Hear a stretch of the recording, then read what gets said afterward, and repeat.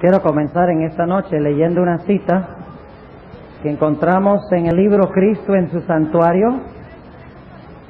Es una cita escrita por una mujer extraordinaria que la Iglesia Adventista acepta como profeta de Dios, Elena G. de White. En el libro Cristo en su Santuario, la página 7, dice la sierva de Dios, inspirada por el Espíritu Santo, lo siguiente: la comprensión correcta de la ministración en el santuario celestial es el fundamento de nuestra fe. Quiero leer esta cita otra vez porque es de mucha importancia. Dice ella: la comprensión correcta de la ministración en el santuario celestial es el fundamento de nuestra fe. Lo cual significa que si nosotros como adventistas no aceptamos la doctrina del santuario, y digo esto con seriedad, sería mejor que empacáramos nuestras maletas y nos fuéramos a otra iglesia. Así de serio es. Porque lo que distingue a la iglesia adventista de todas las demás iglesias es la doctrina adventista del santuario. Hay otras iglesias que tienen doctrinas parecidas a las de nosotros. Por ejemplo, hay iglesias que creen que los muertos nada saben. Hay iglesias que enseñan que debemos guardar el sábado. Hay iglesias que enseñan que debemos practicar las normas de la salud. Hay iglesias que enseñan que debemos diezmar. Hay iglesias que enseñan muchas de las cosas que enseñamos como adventistas, pero hay una doctrina que distingue a los adventistas de todas las demás iglesias, y esa es la doctrina del santuario. Ahora, para comenzar nuestro tema en esta noche, quisiera decirles que Dios, en su solución al problema del pecado, tiene que tomar en consideración mucho más que este pequeño mundo.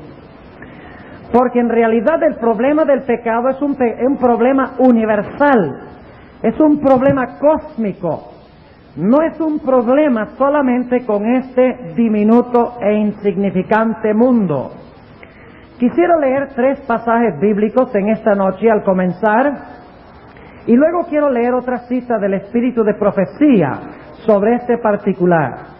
La primera cita bíblica la encontramos en Apocalipsis, el capítulo 12, y empezando en el versículo 7, un pasaje que conocemos muy bien, lo hemos leído muchas veces.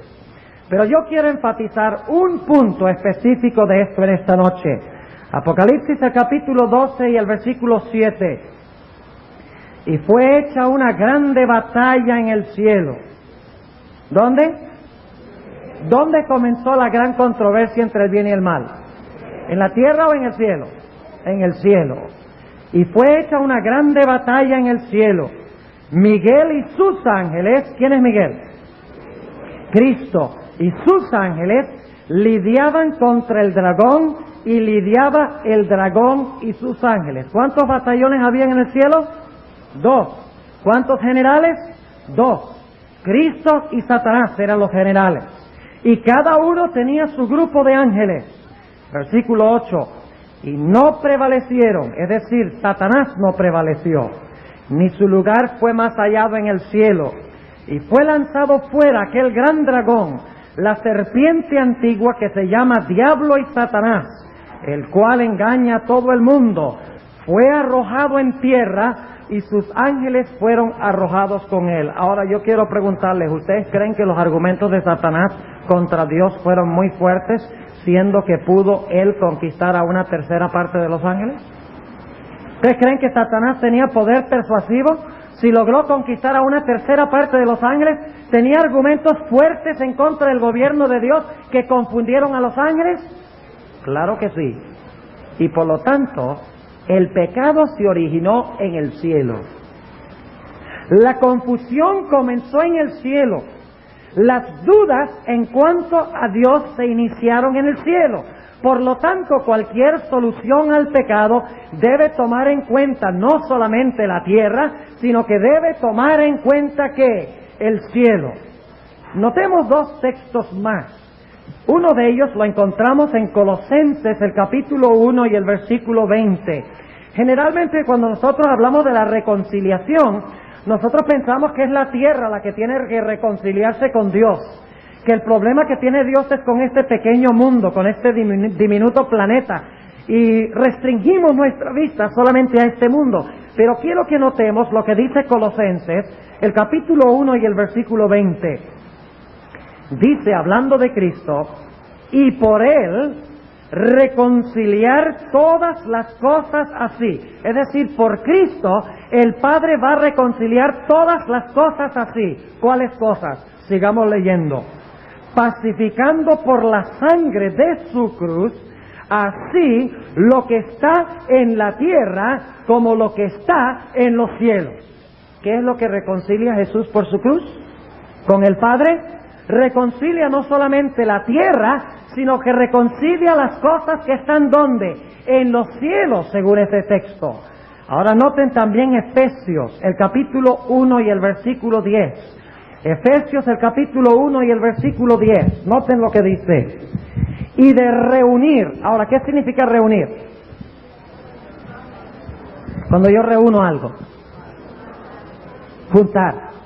Lo cual significa que si yo necesito reunir algo, antes estaba ¿qué? Estaba desparramado. O estaba esparcido, ¿cierto? Ahora noten el versículo 10. Y de reunir todas las cosas en Cristo. ¿Quién es el que reúne todas las cosas? ¿Quién es el imán? Cristo. De reunir todas las cosas en Cristo, en la dispensación del cumplimiento de los tiempos. Así las que están en los cielos como las que están ¿dónde? En la tierra. ¿El plan de salvación cubre solamente la tierra? ¿La reconciliación es solamente de la tierra? ¿La reunión de las cosas es solamente en la tierra? No, el plan de salvación es un plan que abarca y soluciona los problemas de todo un universo. Ahora quiero leer una cita del Espíritu de Profecía, de la pluma inspirada de Elena G. de White, que Dios usó y que está en perfecta armonía con lo que acabamos de leer de las Sagradas Escrituras. Esta cita se encuentra en Patriarcas y Profetas, página 55, y noten la percepción profunda que Dios le dio a Elena G. de White. Lo mismo que encontramos en Efesios y Colosenses y Apocalipsis. El conflicto se originó en el cielo y por eso cualquier solución tiene que involucrar no solamente la tierra, sino que tiene que involucrar el cielo. Tiene que involucrar todo el universo. Noten lo que dice la sierva de Dios. Pero el plan de la redención tenía un propósito todavía más amplio y profundo que el de salvar al hombre. El plan de salvación tenía una razón más amplia y profunda que ¿qué? Que de salvar al hombre. Bueno, ¿y cuál es el propósito del plan de salvación entonces? Dice ella, inspirada por Dios, Cristo no vino a la tierra solamente por este motivo. No vino meramente para que los habitantes de este pequeño mundo acatasen a la ley de Dios como debe ser acatada. Y ahora viene la frase clave. Sino que vino para vindicar el carácter de Dios ante el universo. Sigue diciendo, el acto de Cristo morir por la salvación del hombre no solo haría accesible el cielo para los hombres, sino que todo el universo justificaría a Dios y a su Hijo en su trato con la rebelión de Satanás. En otras palabras, el plan de salvación sí tiene el propósito de salvar al hombre, pero tiene el propósito primordial de vindicar o justificar el carácter de Dios el Padre y de su Hijo Jesucristo ante el universo en la forma como ellos resuelven el problema del pecado. Ahora, en esta noche vamos a estudiar cómo soluciona Dios el problema cósmico, el problema mundial que Él tiene. Y Dios lo hace a través de un edificio que mandó a construir en el Antiguo Testamento, que es un reflejo de un edificio semejante que tiene en el cielo. Se trata del santuario. Dios soluciona el problema universal del pecado en el santuario. Ahora yo quiero repasar básicamente lo que tenemos en el santuario para aquellas personas que son nuevas en nuestro medio. Dios mandó a construir un edificio a los israelitas, a Moisés, en el Antiguo Testamento. Era un edificio que tenía 4 lugares. Y a veces nos olvidamos que tenía 4, a veces decimos tenía 3, no, tenía 4.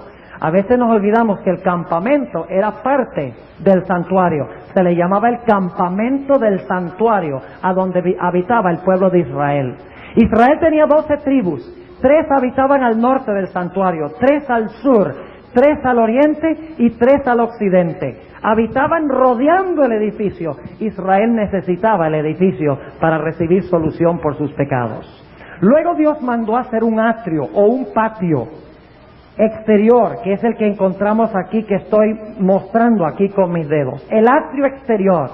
En el atrio había un altar. Ese altar servía para sacrificar animales a Dios. Se derramaba la sangre de los animales y luego entonces se usaba la sangre, como veremos dentro de unos momentos, para introducirla al siguiente apartamento que se conocía como el lugar santo. Esto aquí afuera es el campamento, recuerden, donde vive Israel. Luego tenemos el atrio o el patio. Luego se entra aquí por esta puerta oriental y se entra al lugar santo del santuario. El sacerdote introducía la sangre al lugar santo. Y luego entonces más adentro había otro apartamento llamado lugar santísimo, porque era el lugar de habitación de Dios. Y había un mueble llamado el arca del pacto, y adentro del arca del pacto estaba la ley de Jehová. Y encima de la ley de Jehová se encontraba una tapa del arca que se conocía como el propiciatorio. Así que ese es un repaso del edificio que Dios mandó a construir. Ahora yo quiero preguntar, ¿quiénes están involucrados en la gran controversia entre el bien y el mal? ¿Quiénes están involucrados en la gran controversia entre el bien y el mal? En primer lugar, están involucrados los ángeles. Y yo voy a poner eso aquí en el pizarrón. Involucra a los ángeles celestiales. Porque los argumentos de Satanás fueron en contra de los ángeles. Habló con los ángeles, convenció una tercera parte. Los otros estaban como en dudas, haciéndose preguntas. Permanecieron leales a Dios, pero tenían incógnitas. Los ángeles leales están involucrados en la gran controversia entre el bien y el mal. En segundo lugar, tenemos nosotros a los penitentes.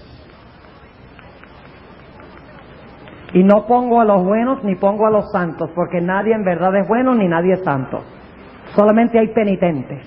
La palabra penitente significa tristeza por el pecado. Solamente hay los que están tristes por el pecado, los penitentes, en otras palabras. ¿Están involucrados los penitentes o los santos? Vamos a decir, para usar una terminología que nosotros conocemos, ¿están involucrados los santos en la gran controversia entre el bien y el mal? ¿Están presenciando lo que está sucediendo? Claro que sí. En tercer lugar, tenemos los impenitentes. Los impenitentes. ¿Qué queremos decir por impenitentes? Queremos decir aquellos que no se entristecen por sus pecados y por lo tanto aquellos que no abandonan sus pecados. Son impenitentes. La palabra penitencia significa estar triste por el pecado. Significa acongojarse por el pecado. Así que están involucrados los impenitentes en el problema del pecado en el universo, en la gran controversia entre el bien y el mal. Claro que sí, está involucrado. Ahora, ¿quiénes más están involucrados en el problema? En el problema están involucrados Satanás y sus ángeles. ¿De acuerdo? Satanás y sus ángeles están involucrados en el problema. En realidad, Satanás comenzó el problema y perpetúa el problema. Él fue el que lo originó, lo empezó. Y en quinto lugar, hay otra persona que está involucrada en este problema. ¿Y quién es quién? A ver, díganme ustedes. ¿Cristo? Vamos a poner a Cristo. Vamos a poner 3 cosas aquí. Cristo. ¿Quién más? El Padre y el santuario. Realmente todos son una misma cosa, como veremos en nuestro estudio esta noche. Está involucrado Dios en el problema del pecado. Está involucrado Cristo. ¿Y Cristo qué es? Cristo es Dios, según la Sagrada Escritura. Cristo está involucrado en el problema del pecado. En otras palabras, la deidad, la Trinidad, Dios está involucrado en el problema de solucionar el pecado. Así que estos son los grupos que están involucrados en la gran controversia entre el bien y el mal. Los ángeles fieles, los ángeles leales, los seres celestiales, en otras palabras, que no cayeron. Los penitentes que están en la tierra, los que se arrepienten por sus pecados. Los impenitentes, es decir, los que no se entristecen por sus pecados, los que pecan impunemente, los que ni siquiera se preocupan porque pecan, ni llevan sus pecados a Dios para que Dios los perdone. Luego tenemos en cuarto lugar a Satanás y a sus ángeles que están involucrados activamente. Y finalmente tenemos a Cristo, tenemos al Padre, tenemos al santuario involucrado en el problema del pecado. Ahora yo quiero preguntarles, ¿ustedes creen que cualquier solución que Dios implemente debe tomar en cuenta todos estos personajes? ¿Ustedes creen que todos estos personajes deben quedar satisfechos con la forma en que Dios solucionó el problema del pecado? ¿O será que Dios va a acabar con el pecado con un grupo de estos diciendo, quién sabe si Dios habrá actuado correctamente aquí o no? ¿Ustedes creen que todos estos grupos tendrán que convencerse de que Dios ha sido correcto en su forma de tratar el mal, en su forma de resolver el pecado? Claro que sí. Y eso es lo que vamos a ver esta noche. Dios está en control. Pero el control de Dios se manifiesta especialmente en el santuario. Porque es en el santuario, en el cielo, no en la tierra, que Dios soluciona el problema del pecado. Es en el cielo donde Dios desempeña el juicio que resuelve el problema y explica el asunto del pecado a todos los seres del universo para que todos concuerden de que Dios ha sido justo y verdadero en su problema de tratar, en su forma de tratar el problema del pecado. Ahora vamos a hablar del santuario. ¿Dónde se encontraba el pecado en relación con el santuario? Supongamos que se construyó el santuario, no ha entrado ningún pecado todavía. ¿Dónde radicaba el pecado? ¿Dónde estaba el pecado? El pecado estaba en el ¿qué? El pecado estaba en el campamento. ¿Por qué fue que Dios hizo el pecado? ¿Por qué fue que Dios hizo el santuario? Para suplir las necesidades de ¿quiénes? De las personas que vivían afuera. ¿Quiénes necesitaban el santuario? Los que habitaban alrededor. ¿Eran todos los que habitaban alrededor pecadores? ¿Eran pecadores, sí o no?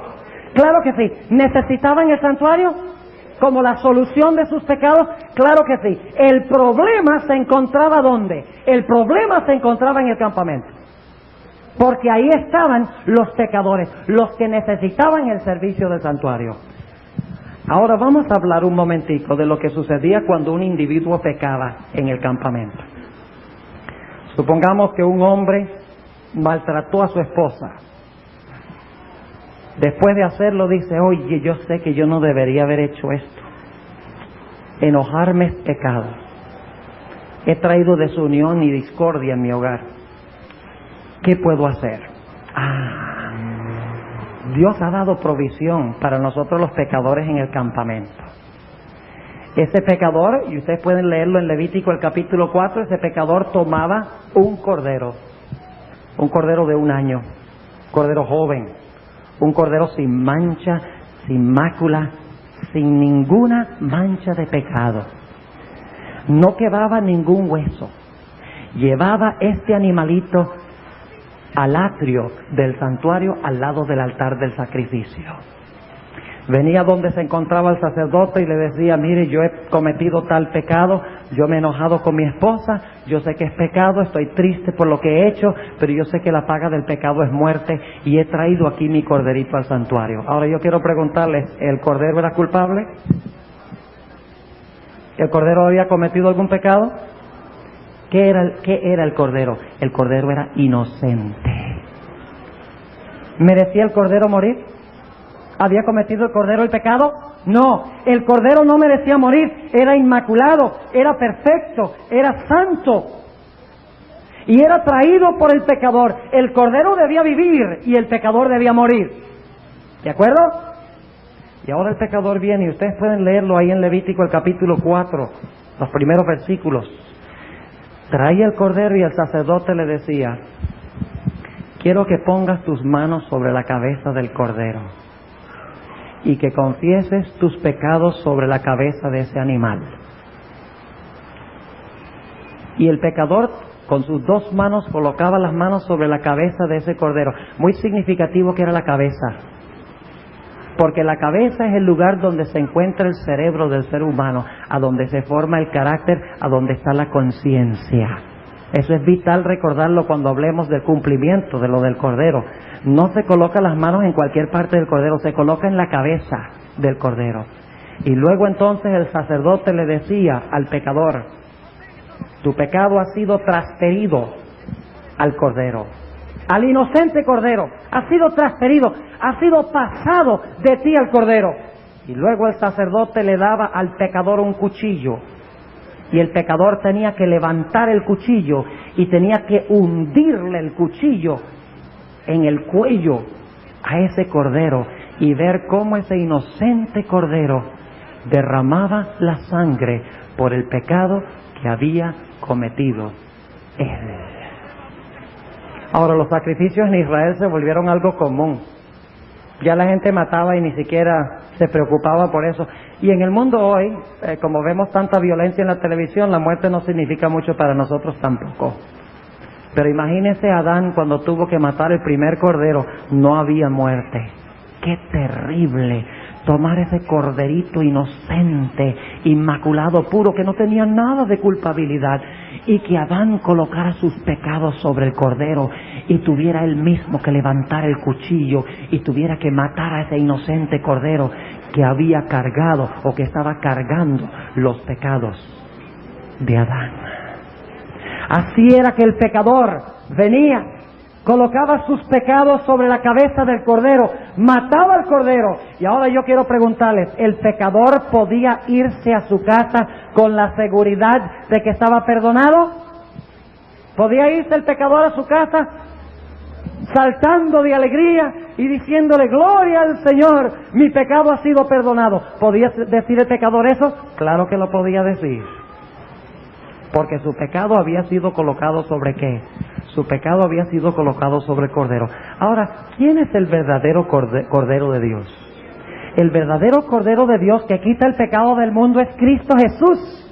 Noten lo que dice Isaías el capítulo 53. Isaías el capítulo 53, un texto muy conocido por todos nosotros. Dice en Isaías 53 y el versículo 3 en adelante lo siguiente: despreciado y desechado entre los hombres, varón de dolores, experimentado en quebranto, y como que escondimos de él el rostro, fue menospreciado y no lo estimamos.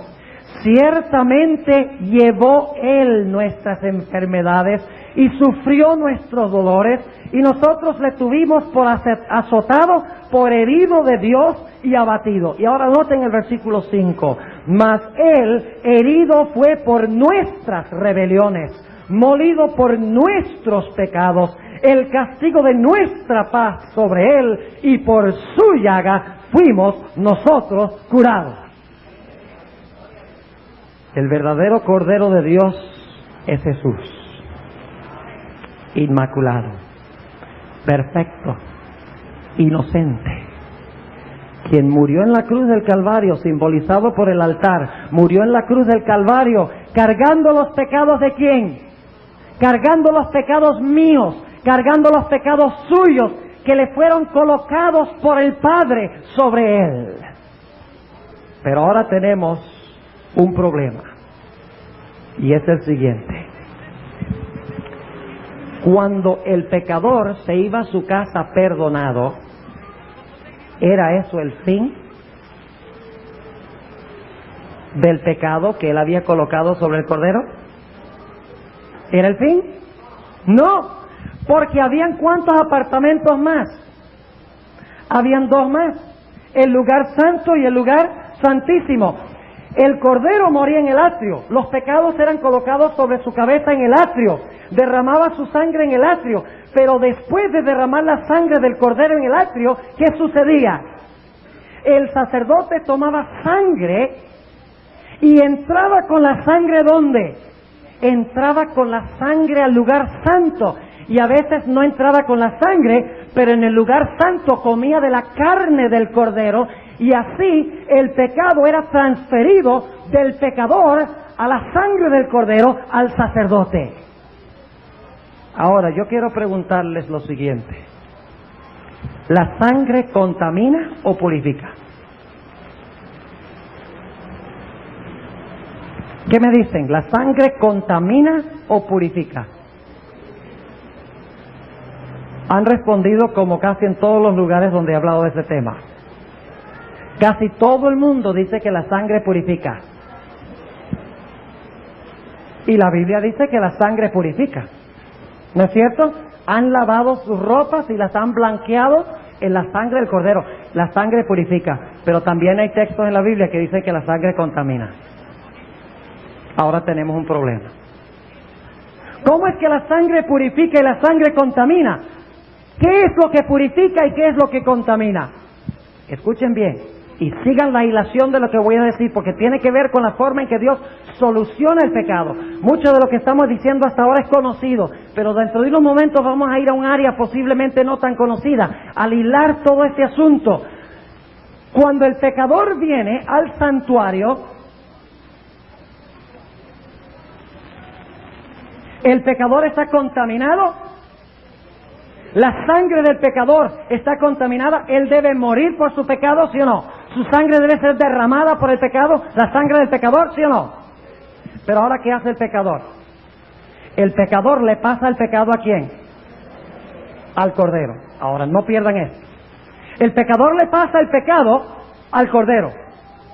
¿Y ahora quién es limpiado? ¿Quién queda limpio? El pecador queda limpio. ¿La sangre qué? Purifica.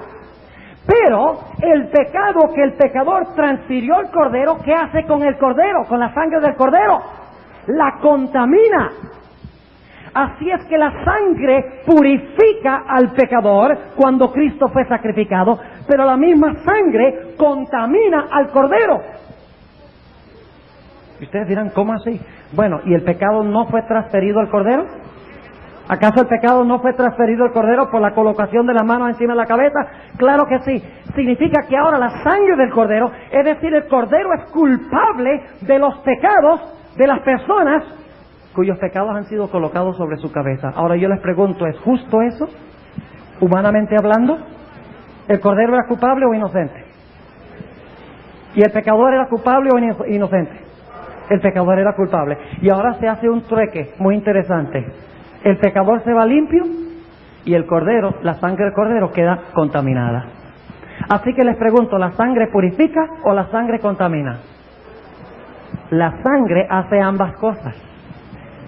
Cuando el pecador se iba a su casa, se iba limpio, porque sus pecados no estaban sobre él, sino que sus pecados estaban sobre ¿quién? Sobre el Cordero, en la sangre del Cordero. Y luego, ¿qué hacía el sacerdote? El sacerdote tomaba la sangre del Cordero y a veces tomaba la carne, a veces la sangre y a veces la carne, no importa, porque fue transferido realmente al Cordero. Y la carne y la sangre son intercambiables. Vamos a leer eso en las Sagradas Escrituras. Noten lo que dice el libro de Levítico. Levítico al capítulo 6. ¿Cómo era transferido el pecado al santuario por el sacerdote? El sacerdote tomaba los pecados sobre sí. El libro de Levítico. En primer lugar vamos a leer el capítulo 6. Levítico el capítulo 6. Y vamos a leer el versículo 29 y 30. Levítico 6, 29 y 30. Dice lo siguiente. Todo varón de entre los sacerdotes la comerá, es decir, la carne. Es cosa santísima, mas no se comerá de expiación alguna, de cuya sangre se metiere, ¿dónde? En el tabernáculo del testimonio, para reconciliar en el santuario. ¿A dónde se llevaba la sangre? La sangre se llevaba dentro del tabernáculo del testimonio. O sea, este edificio se llamaba el tabernáculo del testimonio. Los apartamentos santo y santísimo. La sangre era introducida al lugar santo por medio del sacerdote. Ahora, noten también que a veces el sacerdote se comía la carne. Levítico el capítulo 10 y el versículo 17 y 18. Levítico el capítulo 10 y el versículo 17 y 18 dice... Y Dios le está reclamando a Aarón y a Moisés. Dice, ¿por qué no comisteis la expiación en el lugar santo? Porque es muy santa, y dióla él a vosotros para llevar la iniquidad de la congregación, para que sean reconciliados delante de Jehová. veis que su sangre no fue metida dentro del santuario, habíais de comerla en el lugar santo como yo mandé. O sea que cuando no se introducía la sangre en el santuario, ¿qué debía hacer el sacerdote? El sacerdote debía comer la carne, y de esa forma el pecado estaba siendo transferido. ¿De dónde? Del pecador al cordero al sacerdote. Ahora necesitamos entender algo muy importante, y es lo siguiente. El Señor Jesucristo fue tanto el sacerdote como la víctima. En el Antiguo Testamento se exigieron dos símbolos. Se necesitaba una víctima y un sacerdote, porque si el sacerdote hubiera muerto, hubiera terminado su función, no hubiera podido introducir la sangre o haber comido la carne dentro del santuario. Por eso en el Antiguo Testamento se necesitaron dos símbolos para ilustrar la obra de un solo hombre, Cristo Jesús. Se necesitaba un cordero que muriera y luego un sacerdote que viviera para meter la sangre o comer la carne e introducirla al lugar santo del santuario. ¿Entienden lo que estamos diciendo? Pero Jesús se ofreció a sí mismo, dice las Sagradas Escrituras, y resucitó al tercer día como el sacerdote e introdujo en el santuario su propia sangre corriendo en sus venas. ¡Qué tremendo concepto! Era la víctima, el sacerdote. Ahora déjenme preguntarles esto. Cuando moría el cordero, moría porque los pecados habían sido transferidos a él, ¿verdad? Y cuando el sacerdote entraba con la sangre al lugar santo, ¿estaba esa sangre contaminada de pecado? ¿Sí o no? ¿Y qué hacía el sacerdote con la sangre? La rociaba ¿dónde? La rociaba en el lugar santo, en el velo y en los muebles. De esa forma, ¿qué estaba haciendo el sacerdote? El sacerdote estaba transfiriendo, noten, estaba transfiriendo el pecado de sí mismo ¿a dónde? Al santuario, al edificio, al santuario.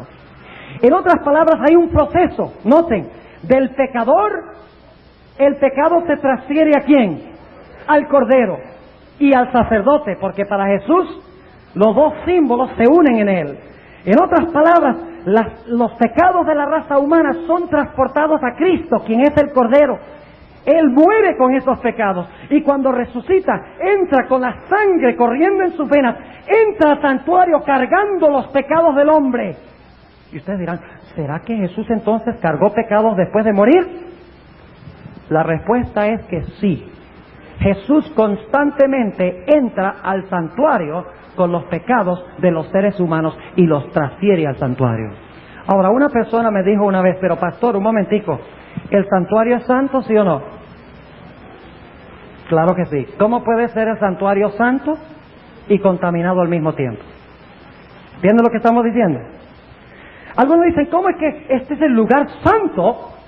Y usted está diciendo que a través de la sangre del cordero el sacerdote introduce y deposita los pecados aquí, que la santidad y la iniquidad habitan en el mismo lugar. ¿Es eso lo que está diciendo? La respuesta es que sí. Y ustedes dirán, ¿cómo, pastor? Déjenme preguntarles en cuanto a Jesús. ¿El Señor Jesucristo era santo? Vamos a leerlo. Hebreos 7. Hebreos el capítulo 7. Noten lo que dice. Vamos a ver si Jesús era santo. Hebreos el capítulo 7 y el versículo 26. Hebreos 7 y el versículo 26. Hablando de Cristo. Dice, porque tal pontífice nos convenía, santo, inocente, limpio, apartado de los pecadores y hecho más sublime que los cielos. ¿Era Jesús santísimo, sí o no? ¿Estaba apartado del pecado, sí o no?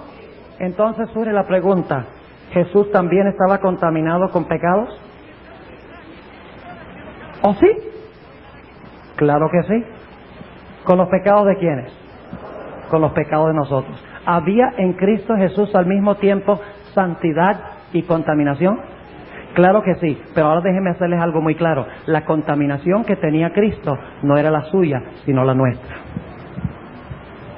En otras palabras, los pecados nuestros le fueron imputados a un ser santo. No eran de Él, no eran propiedad de Él, no los merecía Él, eran nuestros.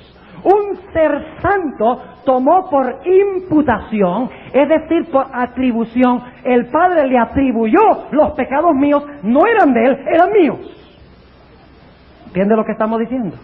Y así es que Jesús era santo y al mismo tiempo cargaba mis pecados. Y así es con el santuario.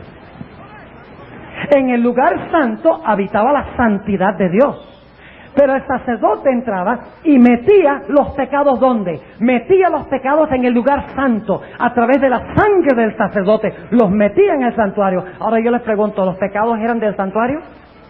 ¿El santuario era el que había pecado? ¿El santuario era culpable de los pecados? ¿El cordero era culpable de los pecados? No. ¿Quién era culpable? El pecador era culpable de los pecados. En otras palabras, cuando el sacerdote entraba al lugar santo del santuario y metía los pecados allí, metía pecados que no pertenecían al santuario, eran pecados que eran imputados al santuario, que el santuario no merecía. ¿Entienden lo que estamos diciendo? Pero ahora tenemos un problema bien grande. ¿Y cuál es el problema? El problema es que el santuario tiene un montón de pecados que no le pertenecen. Pecados que no son del santuario. ¿Es justo eso? ¿Qué dicen ustedes? ¿Es justo que el Cordero haya muerto por nuestros pecados? Por los pecados de los que confiesan los pecados de los hijos de Dios, de los penitentes. ¿Es justo de que Jesús haya cargado esos pecados en relación con Él? No. ¿Es justo de que esos pecados sean transferidos al santuario que es santo, inocente, que no tiene ninguna culpa, ni ha cometido esos pecados? No. Y ahora Dios tiene un problema. El pecador se fue a su casa saltando de alegría, saltando de gozo, porque él fue purificado. Pero el problema es que el sacerdote fue contaminado, y junto con el sacerdote el santuario también fue contaminado. La santa habitación de Dios fue contaminada con el pecado. Y la Biblia nos dice que la santidad y el pecado no pueden ¿qué?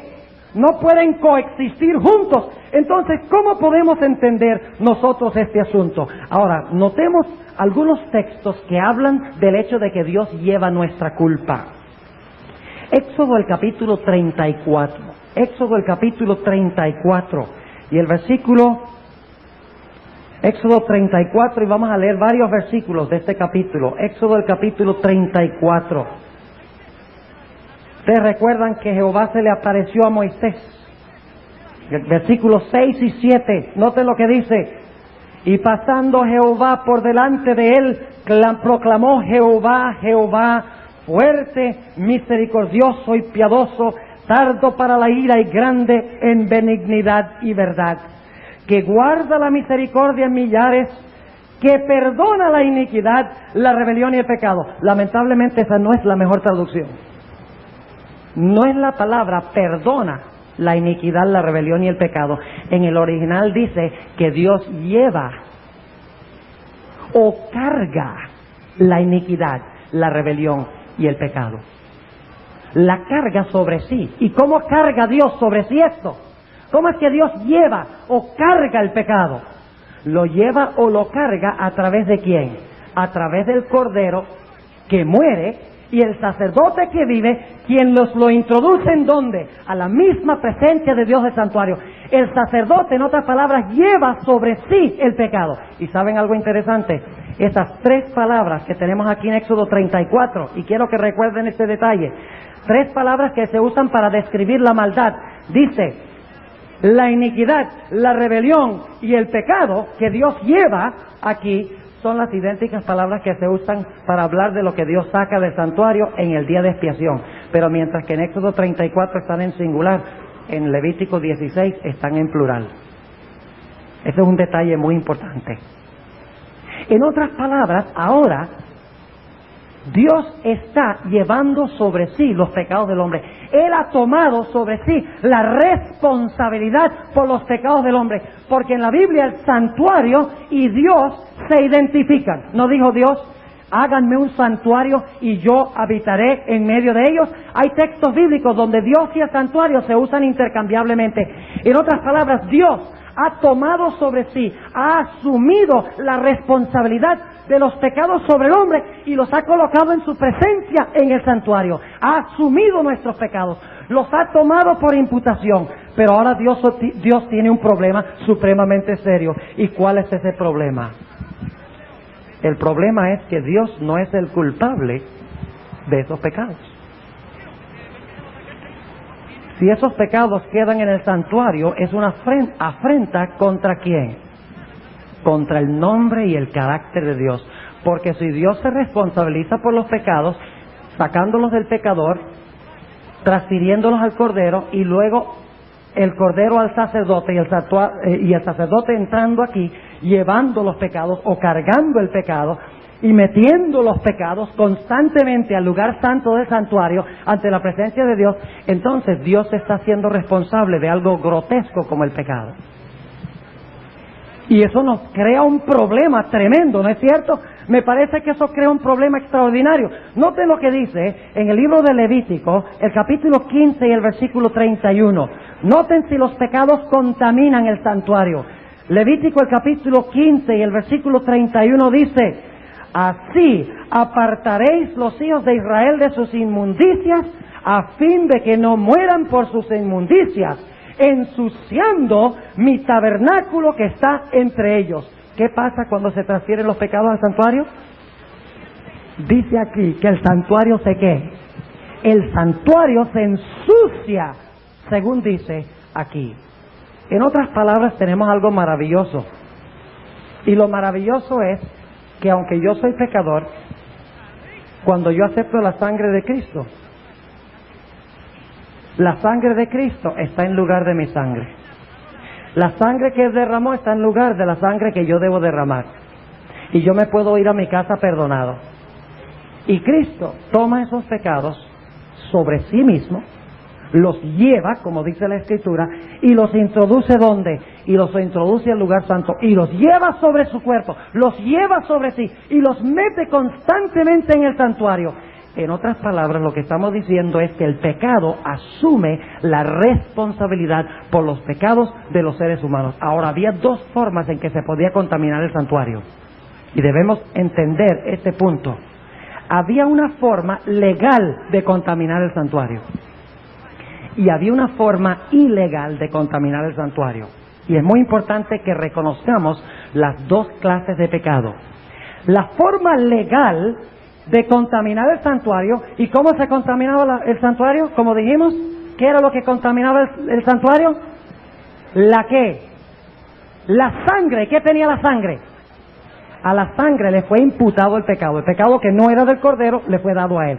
En otras palabras, la sangre contaminaba el santuario porque en la sangre se llevaba ¿qué? Se llevaba el pecado. Esa era la forma legal. El pecador le daba los pecados a través de la sangre al Cordero. El Cordero moría por los pecados. Luego el sacerdote, quien vivía, Cristo, quien resucitó, llevó su propia sangre cargando los pecados del hombre dentro del santuario y depositó los pecados en el lugar santo. Esta era la forma legal. Ahora, esa clase de transferencia le daba perdón al pecador, ¿sí o no? Sí. Este era el proceso legal que Dios había establecido. En otras palabras, del pecador, la sangre limpia al pecador, contamina al Cordero y al sacerdote, y luego a través del Cordero y el sacerdote entra la sangre y contamina el santuario, y continúa contaminando y contaminando el santuario con pecados que no son del santuario, ni cometió el santuario, ni por los cuales Dios es culpable. Pero había una forma ilegal de contaminar el santuario también. No crean ustedes que solamente entraban los pecados de los buenos al santuario, que entraban los pecados de los penitentes al santuario, ni se crean eso. Al santuario también entraban los pecados de los impenitentes. Pero entraban de una forma ilegal, de una forma distinta. Y nosotros queremos analizarlo esto a continuación. Noten las formas en que los pecados podían entrar al santuario cuando una persona no era penitente. Cuando una persona no se arrepentía, cuando cometía pecados que la Biblia llama con la mano alzada, esos pecados contaminaban el santuario, pero lo contaminaban de una forma distinta. Y no les voy a decir cómo lo contaminaban todavía, porque eso vamos a hablar hacia el final del tema esta noche. Noten lo que dice Números 19, Números el capítulo 19. Y vamos a leer el versículo 13, Números 19 y el versículo 13 dice: cualquiera que tocare en muerto, en persona de hombre que estuviere muerto, y no se purificare. ¿Y cómo se purificaba? Y vamos a leer el versículo 37 para captar el contexto. Porque han adulterado. ¿Qué es lo que ha hecho Israel? ¿El adulterio es pecado? ¿Cuál mandamiento? Séptimo. Y hay sangre en sus manos. Es decir, ¿estaban haciendo qué? Matando gente. ¿Cuál mandamiento es ese? El sexto, no matarás. Y han fornicado con sus ídolos. ¿Cuál mandamiento es ese? El segundo, de no hacer imágenes. Y aún sus hijos que me habían engendrado hicieron pasar por el fuego quemándolos. Inclusive, ¿qué estaban haciendo? Estaban quemando sus hijos a los dioses paganos. Aún esto más me hicieron. Contaminaron ¿qué? Mi santuario en aquel día y profanaron mis sábados. Déjenme preguntarles entonces, ¿los pecados de los impenitentes también contaminan el santuario? ¿También entran al santuario? ¿Pero entran a través de la sangre del Cordero? No, entran de otra forma. Leamos algunos textos más. Levítico el capítulo 20 y el versículo 3. Levítico el capítulo 20 y el versículo 3. Noten lo que dice aquí. Y yo pondré mi rostro contra el tal varón que ofrece a sus hijos al dios Molec, y lo cortaré de entre su pueblo, por cuanto dio de su simiente a Moloc, contaminando mi santuario y amancillando mi santo nombre. Es decir, que cuando el santuario se contamina, ¿qué pasa? ¿Qué pasa cuando el santuario se contamina? Se profana el nombre de ¿quién? De Dios, porque Dios ha tomado la responsabilidad por el pecado nuestro.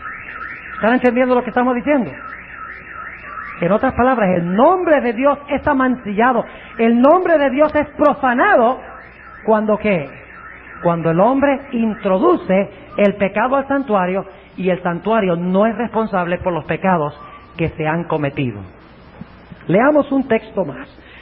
En el Salmo 106 y el versículo 36 al 39, Salmo 106 y el versículo 36 al 39. Noten lo que dice en cuanto a la forma ilegal de introducir el pecado. Dice: y sirvieron a sus ídolos, los cuales les fueron por ruina, y sacrificaron sus hijos y sus hijas a los demonios, y derramaron la sangre inocente, la sangre de sus hijos, de sus hijas, que sacrificaron a los ídolos de Canaán, y la tierra fue contaminada con sangre. Ahora yo les pregunto entonces, cuando el pecado entra al santuario, ¿quién se hace responsable por el pecado? ¿Quién se hace responsable? ¿Quién era originalmente responsable? ¿Quién se hizo responsable por el pecado? El Cordero. Y luego el Cordero, ¿qué hizo? Introdujo el pecado ¿dónde? Al lugar santo, llevando su propia sangre. Jesús entró con su propia sangre, cargando los pecados ante la presencia del Padre. Y cuando los confesamos, los mete, y los mete, y los mete. Y cuando los impíos pecan con la mano alzada contra Dios, entra ilegalmente el pecado, y entra, y contamina el santuario. Y ahora Dios tiene un problema tremendo en sus manos. El pecador no tiene problemas, porque el pecador se fue saltando de alegría para su casa. Se fue contento, se fue gozoso, se fue en paz, porque recibió perdón. ¿Quién es el que tiene el problema ahora? El que tiene el problema es Dios. Porque su santo nombre es amancillado, su santo nombre es profanado, porque Él ha tomado la responsabilidad por pecados que Él no cometió. Él ha tomado la responsabilidad por todos los pecados que han sido metidos en el santuario, sean de los justos y de los injustos, y esos pecados no son de Él. Y ese ha sido el argumento de Satanás. Mira, ¿cómo tú vas a salvar al pecador y asumir el pecado sobre ti mismo si el pecador es el que merece morir? No tú. ¿Entiendes lo que estamos diciendo? Así que Dios tiene un problema de mayor envergadura que Él tiene que resolver. Su nombre es amancillado y el santuario se llena de pecados legales y de pecados ilegales. El santuario está que revienta con los pecados de los seres humanos, pues Dios ha asumido y se ha hecho responsable por los pecados de los seres humanos. Ahora preguntémonos, ¿cómo hace Dios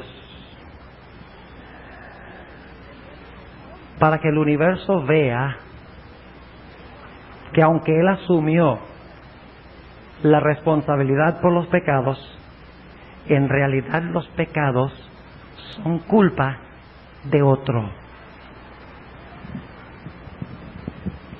Lo soluciona en el lugar santísimo del santuario.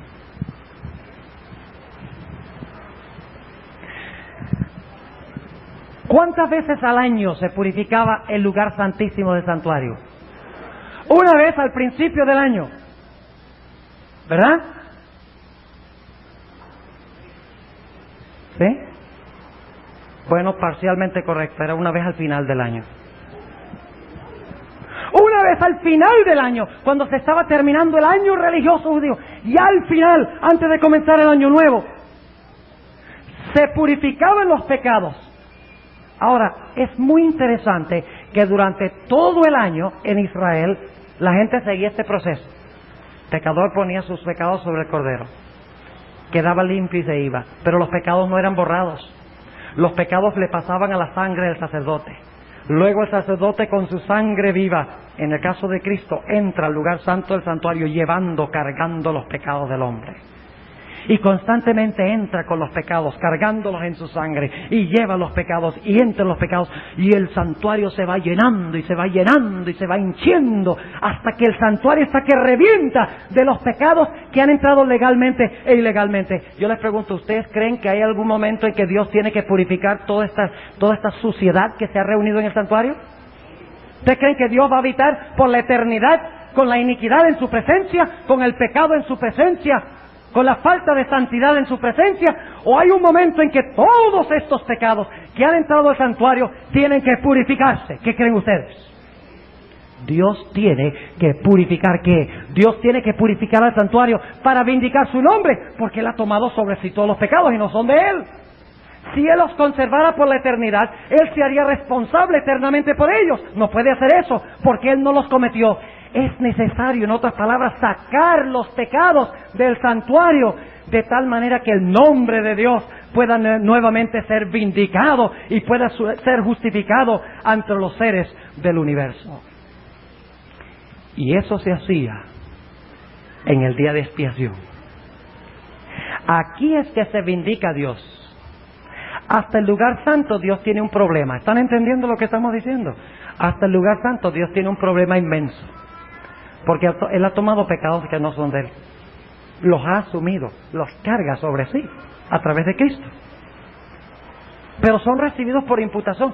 Dios es santo y al mismo tiempo asume el pecado, que es una combinación extraña. El que no conoció pecado, dice en 2 Corintios 5, se hizo pecado por nosotros, No conoció pecado, se hizo pecado. Santidad y pecado en el mismo ser, por imputación.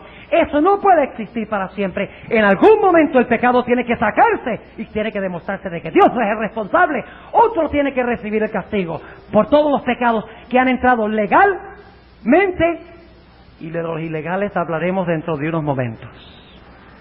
Una vez al año, el sacerdote entraba al lugar santísimo del santuario al final del año, que significa que cuando se estaba acabando el año, ahí era que entraba. De la misma forma esperaríamos que cuando el mundo esté llegando al final de su historia, se va a realizar una purificación no de un santuario, un tabernáculo lleno de cortinas y lleno de muebles, sino el verdadero santuario en el cielo. Y en Hebreos 9, 22 y 23 dice que el santuario celestial está contaminado. Sí, en el mismo cielo hay un registro de los pecados de los seres humanos, de los suyos y de los míos. Todos, pensamientos malos, acciones malas, los haya colocado sobre el Cordero o no los haya colocado sobre el Cordero, allá están y han contaminado y han ensuciado el santuario de Dios. Dios se ha hecho responsable y por lo tanto el nombre de Dios es profanado. Pero el 22 de octubre de 1844, en cumplimiento con la profecía de Daniel 8:14, Jesús entró al lugar santísimo. Y entró al Santísimo no ya primordialmente para meter pecados, sino que entró al lugar santísimo para empezar a sacarlos. Porque lo que entra tiene que ¿qué? Lo que entra tiene que salir. Dios no puede quedarse con esa suciedad por la eternidad, tiene que salir. Y el 22 de octubre de 1844 Jesús entró ante el Padre para empezar a vindicar el santuario, para empezar a justificar a Dios, para comenzar a purificar toda esa inmundicia y suciedad en el santuario. Y déjenme preguntarles, ¿con quiénes empezó primero? Con los pecados que entraron ilegalmente, con los pecados de los impenitentes. Con eso empezó. ¿Con los pecados de quiénes? ¿Saben ustedes que eso es lo que dice Levítico 16? El día de expiación era para los penitentes hasta el final del día de expiación. Noten lo que dice en Levítico 16 ahora. Vamos a Levítico, el capítulo 16 y el versículo 16. Levítico 16 y el versículo 16. Noten que al principio del día de expiación, cuando se escogía el macho cabrío para el Señor, era para expiar los pecados, para limpiar los pecados de los hijos de Dios, exclusivamente, del Israel de Dios. No tenía nada que ver con los pecados de los impenitentes, solo de los penitentes. Levítico 16 y el versículo 16. Noten lo que dice. Y limpiará el santuario. ¿Qué es lo que dice? ¿Qué hacía en el día de expiación? Limpiará. Ahora, si limpia el santuario es porque el santuario estaba ¿qué? Ustedes pueden limpiar una casa si no está sucia. ¿Qué se hacía en el día de expiación? Antes del día de expiación, ¿qué pasaba con el santuario? Se ensuciaba y se ensuciaba y el sacerdote metía y el santuario cargaba y el nombre de Dios cada vez peor y peor y peor. Mire, Él se hace responsable por los pecados, tremendo problema que tiene. Pero entonces llegaba el día de expiación y se hacía lo contrario. Ahora fíjense el proceso. El pecado era transferido del pecador ¿a dónde? Al cordero y al sacerdote. Y el sacerdote cargaba el pecado ¿dónde? En el santo, y me ministraba en el santo, y llevaba los pecados sobre su sangre, la responsabilidad del pecado, constantemente, y llenaba el santuario con los pecados de los seres humanos. Pero llegó un día en que el sacerdote, ahora, en vez de meter los pecados, los iba ¿a qué? A sacar. En lugar de continuar contaminando el santuario, lo iba ¿a qué? A purificar. ¿Ustedes recuerdan estas tres palabras en Éxodo 34? Que estaban en singular, que Dios asume mi iniquidad, mi rebelión y mi pecado en singular. Saben ustedes que en Levítico 16 aparecen las tres palabras, noten el versículo 16, pero ahora están en plural, porque los pecados que se van a sacar ahora, la purificación del santuario, no tiene que ver con la purificación del individuo, sino que tiene que ver con la purificación de todo el pueblo de Israel. De todos los pecados, por eso está en plural, no solamente son mi pecado, mi rebelión, mi iniquidad, como en Éxodo 34. ¿Saben un detalle interesante? Ustedes leen Levítico 1 al 15, el capítulo 1 al 15, y van a encontrar que todos los sacrificios que se ofrecen son para pecadores que vienen en singular para pedir perdón por mi iniquidad, mi rebelión y mi pecado, en los primeros 15 capítulos. Pero de repente en el capítulo 16 cambia. En vez de venir yo con mi iniquidad, mi rebelión y mi pecado, es el día en que Dios toma toda la rebelión, toda la iniquidad, todo el pecado en el santuario y lo va a sacar. Está en plural. Noten Levítico 16, y limpiará el santuario de las inmundicias de los hijos de Israel y de sus rebeliones y de todos sus ¿qué? Ahí están las mismas tres palabras en el hebreo. ¿Sus qué? Sus inmundicias, sus rebeliones y todos sus ¿qué? ¿Cuántos pecados? Todos sus pecados. De la misma manera hará también al tabernáculo del testimonio, el cual reside entre ellos en medio de sus inmundicias. Ahora yo quiero preguntarles lo siguiente: ¿era necesario purificar el santuario, sí o no? Y la purificación del santuario era la purificación de los pecados ¿de quiénes? ¿De quiénes? ¿Del pueblo de qué? ¿Era de los pecados de los filisteos? ¿De los pecados de los moabitas? ¿De los amonitas? ¿De los egipcios? ¿De los asirios? ¿De los babilonios? ¿Esos eran los pecados? No. ¿Con quiénes se trataba en el día de expiación, por lo menos al comienzo del día de expiación? Con los pecados de los que profesaban ser hijos de Dios. Es necesario, dice Pedro, en 1 Pedro 4:17, inspirado por Dios, es necesario ahora que el juicio comience en la casa de Dios, que es la iglesia.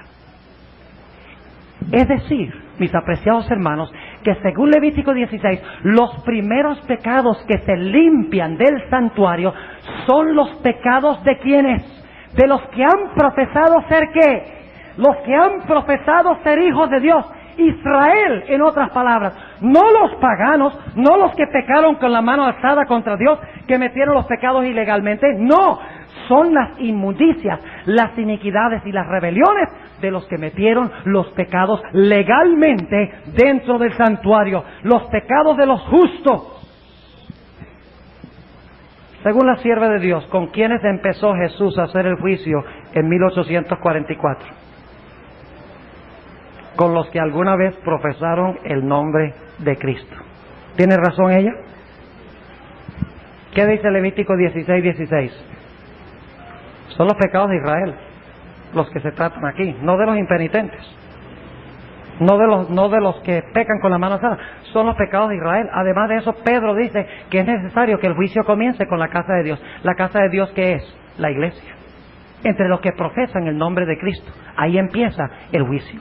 Ahí es que se empiezan a purificar los que se empiezan a sacar, a limpiar los pecados. Ahora, yo quiero preguntarles, ¿los casos de los impíos se examinan ahora antes de la segunda venida de Cristo? No, señor.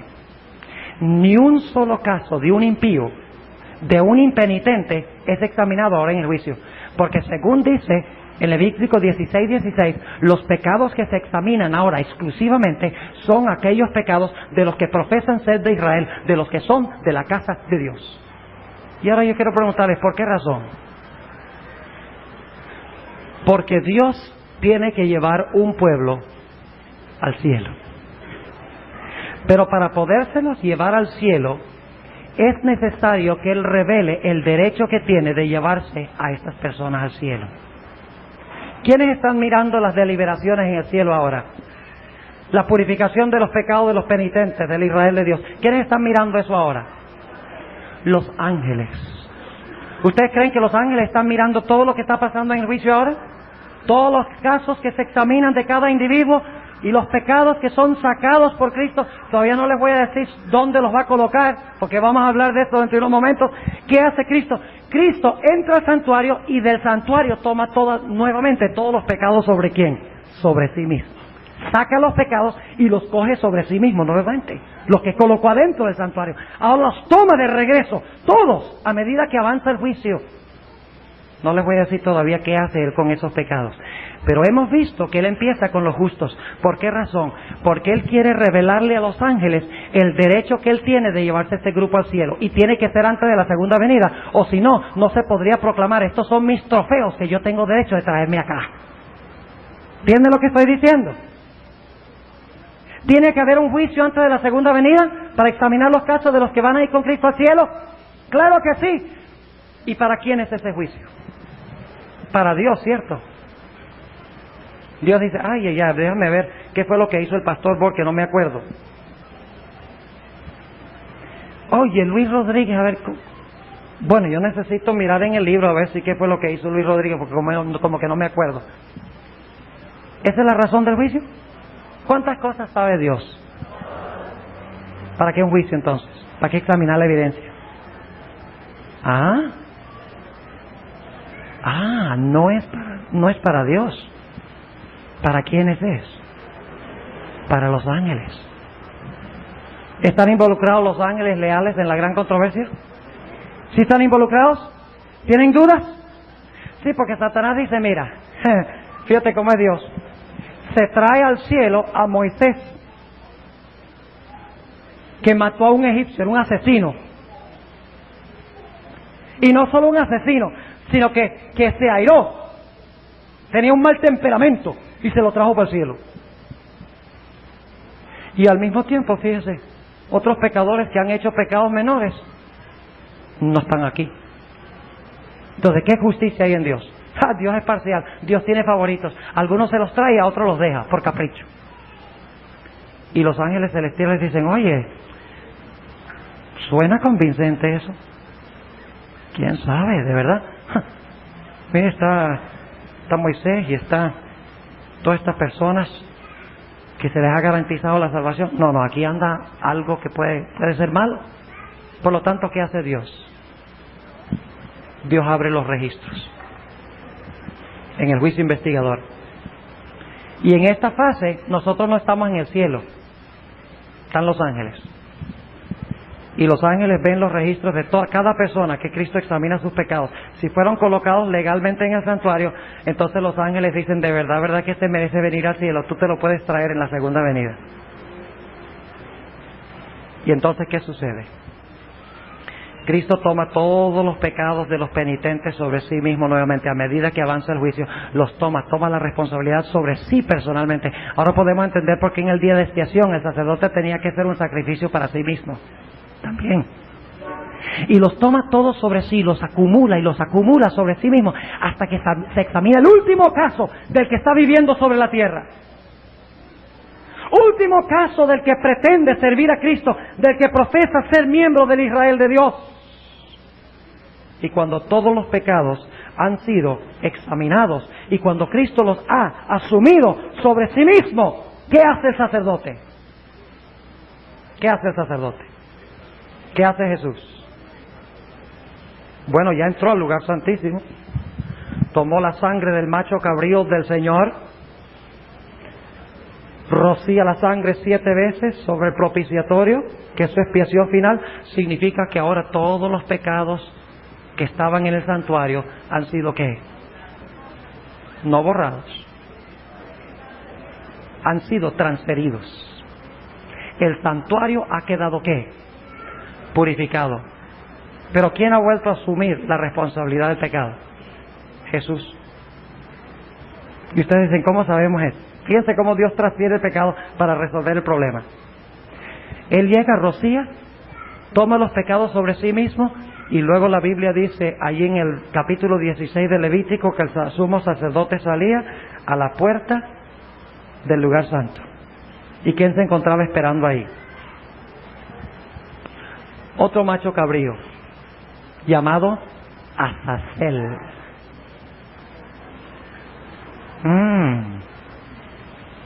Azazel. ¿Era Dios responsable por los pecados de los santos? ¿Era responsable Dios por los pecados de los santos? ¿Se hizo responsable? ¿Era verdaderamente responsable? No. ¿Quién es el responsable?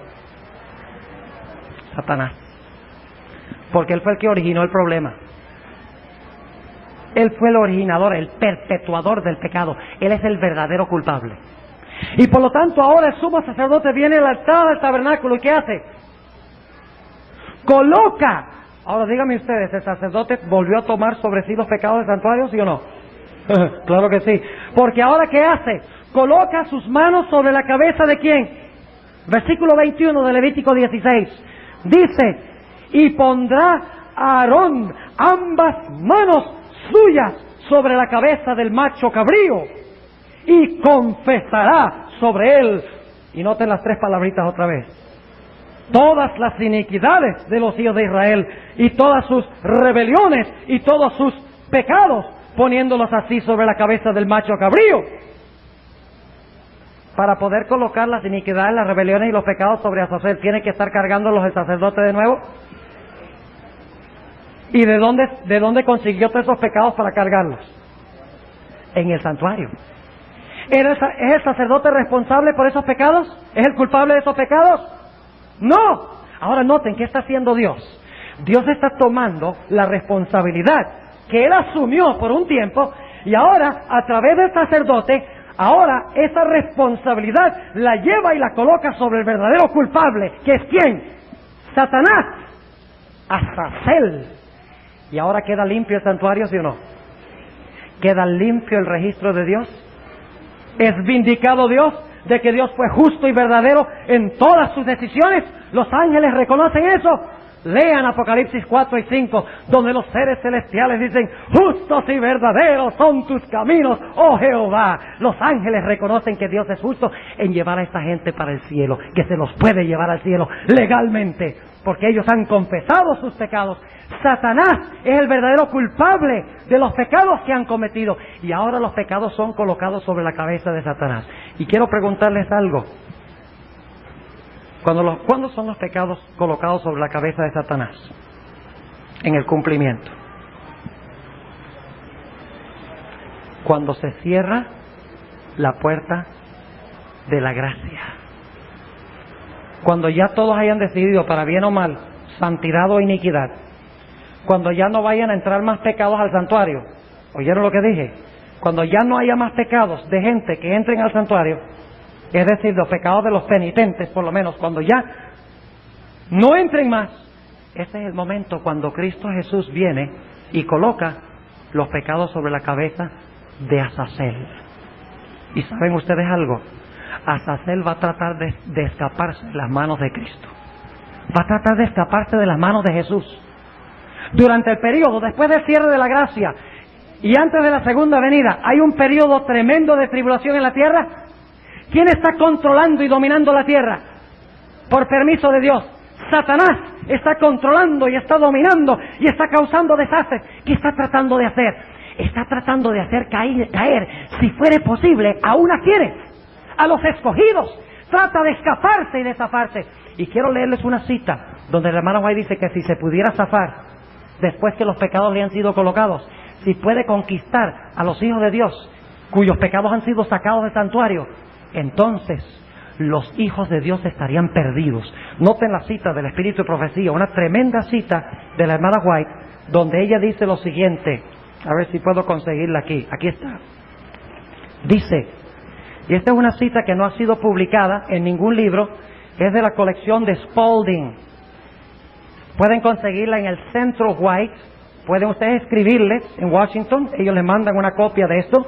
La referencia es QA 43C50, es una cita de la hermana White. Es QA 43C50 de la colección de Spalding. Y noten lo que dice la sierva de Dios. Vi que la obra de Cristo en el santuario terminará pronto. Y después que concluya su obra allí, vendrá a la puerta del primer apartamento, como lo dice en Levítico 16. Y confesará los pecados de Israel. ¿Los pecados de quiénes? ¿De los filisteos? ¿De los impíos? No, confesará los pecados de Israel sobre la cabeza del macho cabrío. Entonces se ceñirá con sus vestiduras de venganza.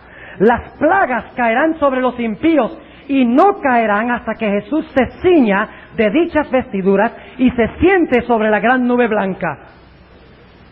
Eso es cuando se cierra la puerta de la gracia. Entonces, noten lo que dice, entonces mientras están cayendo las plagas, el macho cabrío está siendo llevado al desierto. ¿Qué pasa durante las plagas? ¿Quién era el que tomaba el macho cabrío? Un hombre idóneo, dice allí. ¿Y quién es ese hombre idóneo? ¿Quién es el hombre idóneo? El sumo sacerdote. ¿Y quién es ese? Jesús. Dice, mientras las plagas están cayendo, el macho cabrío está siendo llevado al desierto. Ahora escuchen. Procura escaparse. Inclusive falsifica la segunda venida de Cristo. Según dice 2 Tesalonicenses 2. Procura escaparse con todas sus fuerzas. Pero la mano que se lo lleva lo sujeta con firmeza. Si llegase a escaparse, Israel perdería sus vidas. Vi que tomaría tiempo conducir al macho cabrío a la tierra del olvido, después que se coloquen los pecados sobre su cabeza. Por eso, después que se cierra la puerta de la gracia, y entre la cierre de la gracia y la segunda venida, hay un periodo de ¿qué? De tiempo donde Satanás trata de lograr desastres en el mundo y tomar control del mundo, inclusive de los escogidos, y escaparse de las manos de Jesús. Pero dice que Jesús está en control y se aferra de él y no lo suelta, no lo deja escapar, Porque si escapara, los hijos de Dios estarían ¿qué? Los hijos de Dios estarían perdidos. Y cuando se cierra la puerta de la gracia, se pronuncia estas famosas palabras: el que es inmundo. Oh, evidentemente hay algunos que todavía, hay unos pecados que todavía no se ha hecho nada con ellos. El que es inmundo, sea inmundo todavía.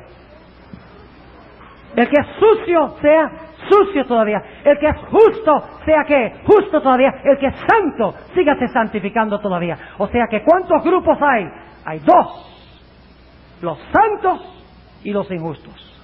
¿Y qué va a hacer Cristo con los santos? ¿Se los va a llevar dónde? ¿Legalmente se los puede llevar? ¿Los ángeles van a cuestionar que Cristo se los lleve? ¿Por qué? ¿Han visto examinar cada caso? ¿Saben que Dios ha sido justo? ¿Todos los seres celestiales han sido convencidos de que Dios es justo y verdadero y amoroso? ¿De que todos recibieron la misma oportunidad? ¿Sí o no? Claro que sí. Así que el problema con los ángeles ya es historia antigua. Y el problema con los penitentes, ya sus pecados han sido sacados. No hay problema, Cristo se los va a llevar al cielo. Y noten un texto muy interesante en Hebreos 9:28. Hebreos el capítulo 9, 27 y 28. Tremendo pasaje que tenemos aquí en Hebreos 9. ¿Cuándo es que Cristo se deshace del pecado? ¿Cuándo es que Cristo deja de tener pecado sobre sí? Noten Hebreos 9, 27. Y de la manera que está establecido a los hombres que mueran una vez. ¿Y después qué? Y después del juicio. Así también Cristo fue ofrecido una vez para agotar los pecados de muchos. Y ahora noten, y la segunda vez sin pecado será visto de los que le esperan para salud. ¿Cuándo es que Cristo ya no tiene sobre sí pecado? Cuando vuelve por segunda vez. ¿Y por qué razón? Porque todos los pecados de los justos han sido sacados del santuario y han sido colocados ¿sobre quién? Sobre Azazel, sobre Satanás. ¿Estamos bien? Primero dos grupos. Listo. ¿Faltan algunos por convencer? ¿Hay algunos que todavía no están convencidos de que Dios ha sido justo y verdadero? ¿Qué tal los impenitentes? ¿Han tenido ellos un juicio? ¿Los impenitentes han tenido un juicio todavía? ¿Cuáles son los únicos casos que se han examinado? ¿Cuáles son los únicos pecados que se han limpiado del santuario? ¿Y han sido colocados sobre quién? Sobre Azazel. Y Cristo se lleva a Azazel. ¿Y qué pasa con Azazel? ¿A dónde era llevado Azazel? ¿Y qué pasa con Satanás durante los 1000 años después que Cristo regrese sin pecado? Está en el desierto del mundo por 1000 años. ¿Entienden lo que estamos diciendo? Para ver el resultado de su labor. Se queda desterrado, atado por Cristo. Fíjense, no se puede escapar. Cristo lo amarró, lo ató bien, no se puede escapar, no se puede ir del mundo. Aquí está, amarrado. El hombre idóneo lo ha llevado y lo ha sujetado y lo ha amarrado con una cadena. Está en la tierra. Y luego dice que los santos se van ¿a dónde? Para estar con los ángeles en el cielo. ¿No dijo Jesús, en la casa de mi Padre muchas moradas hay? ¿Dónde es la casa del Padre? Voy pues a preparar lugar para vosotros. Y si me fuere y os preparar el lugar, ¿qué? Vendré otra vez y os tomaré a mí mismo, para que donde yo estoy vosotros también estéis. ¿A dónde prometió Cristo llevar a su pueblo? Al cielo. Y ahí van a vivir para siempre. Van a vivir ahí 1000 años. ¿Y qué van a hacer durante los 1000 años? ¿Acostarse en una hamaca?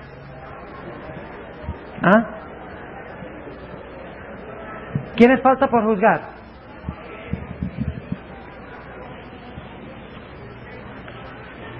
¿Vamos bien? ¿Ve? Estos se juzgan antes y estos se juzgan durante y después, como veremos dentro de un momento. Noten lo que dice la Biblia en Apocalipsis 20. En esto radica la diferencia entre los adventistas y las otras iglesias. Los adventistas ven la solución completa y total del pecado, de tal manera que todo el mundo queda satisfecho. Las demás iglesias nada más ven que Cristo murió por mis pecaditos. Y es verdad que Cristo murió por mis pecados, pero el problema del pecado es mucho más grande. Hay un universo involucrado. Noten lo que dice Apocalipsis el capítulo 20, Apocalipsis el capítulo 20, y vamos a leer empezando en el versículo 4. Y vi tronos, y se sentaron sobre ellos. ¿Quiénes se sentaron sobre ellos? Leamos. Y les fue dado ¿qué? Juicio. Es decir, que recibieron la facultad de ¿qué? Los que están allí recibieron la facultad de juzgar. ¿Y quiénes son estos? Y vi las almas de los degollados por el testimonio de Jesús. Es decir, ¿los qué? Los mártires. Y por la palabra de Dios, y que no habían adorado a la bestia ni a su imagen, y que no recibieron la señal en sus frentes ni en sus manos, y vivieron y reinaron con Cristo ¿cuánto tiempo? 1000 años. ¿Y qué hicieron durante los 1000 años? Les fue dado ¿qué? Juicio. ¿Y a quiénes van a juzgar? Primera de Corintios 6.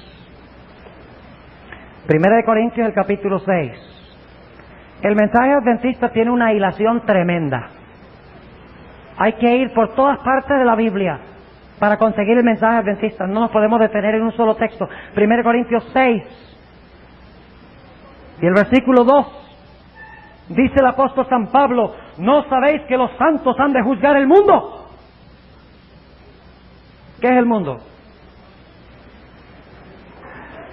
Cuando la Biblia habla de mundo, está hablando de los mundanos, los impenitentes. Jesús dijo, no améis al mundo, ni los que son del mundo.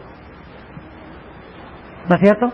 Adúlteras y adúlteros, ¿no sabéis que el amor al mundo es enemistad contra Dios?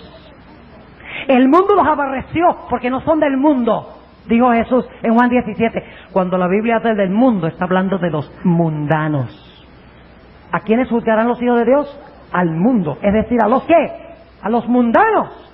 ¿Y a dónde se han quedado los mundanos? Debe preguntarles, ¿a los mundanos había que juzgarlos antes de la segunda venida? ¿Había que juzgarlos antes? ¿Por qué no? Porque Cristo no se los iba a llevar a ninguna parte. ¿Entienden lo que estoy diciendo? ¿Se iban a quedar dónde? En sus sepulcros, en la tierra. Iban a ser juzgados en el cielo. Ahora, ¿quién más juzgaremos? Dice, ¿no sabéis que los santos han de juzgar al mundo? Y luego dice en el versículo 3, ¿o no sabéis que hemos de juzgar a los ángeles? ¿Cuáles ángeles? ¿Los ángeles buenos? ¿Los ángeles buenos necesitan un juicio? ¿Para qué? Si ya están en el cielo. ¿Quiénes son los ángeles que van a ser juzgados? Estos. Satanás y sus ángeles. ¿Quiénes son juzgados durante los 1000 años? Los impíos, cuyos pecados entraron como al santuario, ilegalmente. ¿Vamos bien? ¿Y quién más? Satanás y sus ángeles. Ahora imagínense la escena. Llego yo al cielo. Amén. El Señor me pone a juzgar. Y mientras estoy juzgando, yo digo, Señor Jesús, ¿dónde está ese pastor que tan bueno predicaba allá en la tierra? Ah, no, él no está aquí. ¿Cómo? Pero si era tan consagrado, predicaba tan bonito, hacía todo lo que debía hacer un pastor. ¿Cómo es que no está aquí? Señores, si hay alguien que debe estar aquí, debe ser él. O imaginémonos otra escena. Voy caminando por la calle y de repente me encuentro con un individuo que era un traficante de drogas y está allá. Digo, oye, este que envenenó las mentes de tantos jóvenes y tantos niños y está aquí en el cielo, ¿cómo así? No, aquí no hay justicia, algo tiene que andar mal aquí. Por lo tanto, ¿qué dice Jesús? ¿Saben lo que va a hacer Jesús? Va a abrirnos los libros a nosotros. Y nos va a explicar a nosotros por qué hay cierta gente que no está allí, que esperábamos ver, y por qué hay cierta gente que está allí, que no esperábamos ver allí. Explicará a los que están, que nosotros creíamos que no deben estar, y viceversa. Y se mostrará que ese pastor, que tan consagrado era, trabajaba nada más porque quería ser el campeón de los pastores en bautismos. Y ese laico que no llegó, se va a descubrir que era campeón en recolección porque quería que le dieran la cintica. Y se revelará en los libros, porque todo está escrito allí, se revelará que ese miembro de iglesia tan consagrado estaba viviendo en adulterio y nadie lo sabía. ¿Entienden la escena? Que hay cosas secretas que el hombre no ve. Y cuando concluyamos de leer todos los casos, ¿qué diremos nosotros? Ay, Señor, momentico, se te escapó uno. Se te escapó uno. Ese debía estar aquí arriba. Tráetelo. Eso es lo que vamos a decir. En este juicio nosotros no vamos a cambiar nada. Lo único que Dios quiere es que nosotros veamos que Él fue justo en excluir a algunos y incluir a otros. Eso es todo. A Dios le interesa lo que pienso yo. ¿No les gusta eso? Dios podría decir, estos son salvos, estos están perdidos. ¿Y por qué? Porque sí. ¿Les gustaría a ustedes servir a un Dios así? ¿Qué pensarían ustedes de un juez que se sentara, traen a un acusado delante del juez y sin examinar la evidencia ni nada, el juez dice, yo sé todas las cosas, culpable para la silla eléctrica? ¿Ah? ¿Les gustaría un juez así? Pero algunos creen que Dios sencillamente, arbitrariamente va a decir, estos se salvan y estos se pierden. ¿Y por qué, Señor? Porque yo sé todas las cosas. ¿Acaso no confían en mí? Ese es el problema, que Satanás ha creado desconfianza en las mentes. Por eso Dios quiere revelar todas las cosas, no va a esconder nada, para que nosotros tengamos confianza absoluta y completa en Él. De que Él fue correcto en la forma como administró los casos de cada ser humano y los casos de Satanás y sus ángeles. Y cuando concluye el milenio y hayamos juzgado al mundo y hayamos juzgado a los ángeles impíos, Satanás y sus ángeles, nosotros nos uniremos a los ángeles leales y diremos, justos y verdaderos son tus caminos, oh Jehová. Ahora no solo han sido convertidos los ángeles, sino los penitentes. ¿Faltan algunos? ¿Quiénes faltan? Los que metieron sus pecados al santuario ilegalmente. ¿Y saben algo interesante? Después que Azazel era desterrado al desierto, la Biblia dice que si había alguien que no aflige a su alma durante el día de expiación, era cortado en medio del pueblo. Y eso pasaba después que los casos de los santos habían sido purificados, después que los pecados habían sido colocados sobre Azazel y desterrado al desierto. Entonces Dios decía, ahora vamos a examinar a ver si hay algunos impenitentes que no metieron sus pecados legalmente al santuario, estando tristes por el pecado y dispuestos de abandonarlos. Ahora vamos a examinar las cosas para ver si estas personas realmente merecen entrar acá o no. Y eso es lo que hace durante los 1000 años. Trata los casos de los pecados que entraron al santuario como ilegalmente, pecados con la mano alzada, personas que vinieron y aparentemente se arrepintieron y dicen, ay Señor, perdóname, pero que su corazón no tenía en realidad el espíritu y la disposición de recibir perdón. Hay muchas personas que piden perdón que no lo reciben. El que aparta su oído de oír la ley, aún su oración es una abominación, dice la Biblia en Proverbios. Así que si ustedes pertenecen a una iglesia donde se dice que no hay que guardar la ley porque fue clavada en la cruz, ustedes pueden orar y pedirle perdón a Dios todos los días, pero la oración es una abominación, porque la Biblia dice que aquellas personas que oran y no guardan la ley de Dios, su oración es una abominación a Jehová.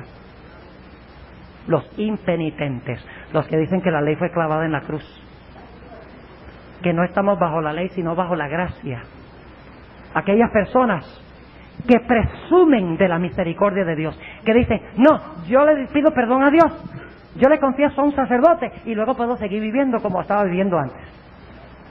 Esa clase de pecado es el pecado que entra ilegalmente al santuario. La idolatría, la profanación del sábado que leímos, ¿verdad? Ofrecer los hijos a Molec, que no lo hacemos hoy, pero los sentamos delante del televisor y igual se los estamos ofreciendo espiritualmente, ¿no? La hermana White dice que eso es ofrecerle los hijos a Molec tan ciertamente como quemarlos en la antigüedad. Ahora, ¿vamos bien?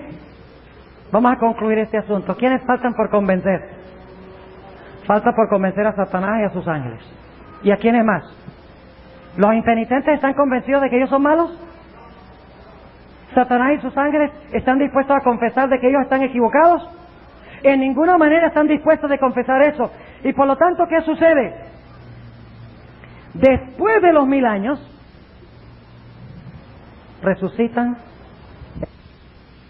y los otros muertos no tornaron a vivir sino hasta que se cumplieron los 1000 años. Eso tienen que ser los malos, porque los buenos resucitaron primero y se fueron al cielo. Así que los otros muertos tienen que ser los impíos. ¿Y a dónde se quedaron los impíos? En la tierra.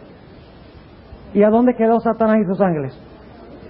¿Y a dónde estaban los santos o los penitentes? En el cielo. Ahora, ¿los penitentes están convencidos de que Dios fue correcto en su forma de tratar a Satanás y a los impíos? ¿Están convencidos? ¿Han visto todos los casos? Claro que sí, no hay ninguna duda en la mente de ellos, pero puede haber una duda en las mentes de Satanás y sus ángeles y de los impíos. Fíjense cómo es Dios. Él quiere hasta que los mismos impíos estén convencidos de que Él es correcto. Los mismos malos. El mismo Satanás y sus ángeles, Dios quiere que estén convencidos de que Él ha sido correcto. Y por lo tanto en Apocalipsis, en el capítulo 20, dice que después de los 1000 años Satanás será suelto de su ¿qué? Por un corto tiempo parece que Azazel se va a escapar. Porque ¿qué hace? Resucitan todos los malos y Satanás les dice, mire, ¿saben cómo resucitaron? Yo lo hice. Y ellos no lo saben porque como ellos estaban muertos, Satanás dice, yo lo hice. Si yo los puedo resucitar, ¿ustedes creen que eso es poder? Ay, que sí es poder. Mire, vamos a tomar esa ciudad. Esa gente allá son los malos, nosotros somos los buenos. ¿Satanás está convencido de que él está perdido y que debe perderse? No. ¿Y qué hacen los impíos? ¿Le creen a Satanás? ¿Creen a Satanás en contra de Dios, sí o no? Claro que sí, porque dice que se preparan y rodean ¿qué cosa? Y rodean la santa ciudad. ¿Con la intención de qué? Con la intención de atacar a la santa ciudad. ¿Están convencidos Satanás y sus ángeles y los malos de que Dios es correcto y ellos están en lo incorrecto? Ni se lo crean. Y ahora se preparan para guerrear contra la santa ciudad. Convencidos de que Dios es injusto en excluirlos a ellos. Satanás dice, Dios tiene favoritos, mire, a esos que están adentro son los favoritos de Dios. Nosotros, fíjese, allá está David, el adúltero y el asesino ese. Sí, nosotros hicimos lo mismo, pero es que Dios es parcial, ¿ve? Dios salva a algunos y condena a otros caprichosamente. Y los impíos dicen, oye, de verdad eso suena muy razonable. Y se unen con Satanás. Y van a atacar la santa ciudad. Pero cuando van a atacar la santa ciudad, se realiza la escena final del juicio, que muchas veces nosotros olvidamos. Se encuentra en Apocalipsis 20, versículo 11 al 15. Y se realiza desde el santuario, dicho sea de paso, esta fase del juicio. Apocalipsis, el capítulo 20. Y note lo que dice aquí en el versículo, empezando en el versículo 11. Y vi un gran trono blanco, y al que estaba sentado sobre él, delante del cual huyó la tierra y el cielo, y no fue hallado el lugar de ellos. Y vi los muertos. ¿Cuáles muertos? Bueno, ya no están muertos, era lo que estaban muertos, ¿verdad? Dice, y vi los muertos, grandes y pequeños, que estaban delante de ¿quién? Delante de Dios. ¿Cuáles muertos son esos? ¿Los justos? No, porque los justos resucitaron ¿cuándo? Al principio de los 1000 años. ¿Y esto es cuándo? Al final de los 1000 años. Tienen que ser los impíos. Dice, ¿y los libros fueron qué? Abiertos ante todos los que están allí.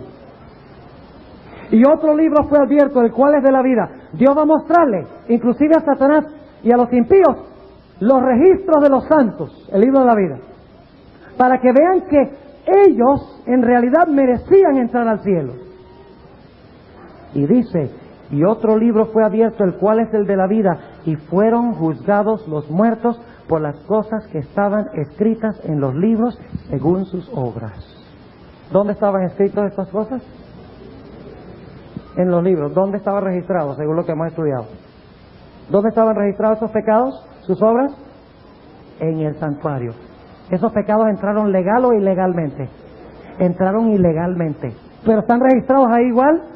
Sí. Dice en el versículo 13, y el mar dio los muertos que estaban en él, y la muerte y el infierno dieron los muertos que estaban en ellos, y fue hecho juicio de cada uno según sus obras. ¿Dios destruye a los impíos sin juzgarlos? ¿Saben algo? Con Dios un individuo es inocente hasta que se compruebe culpable.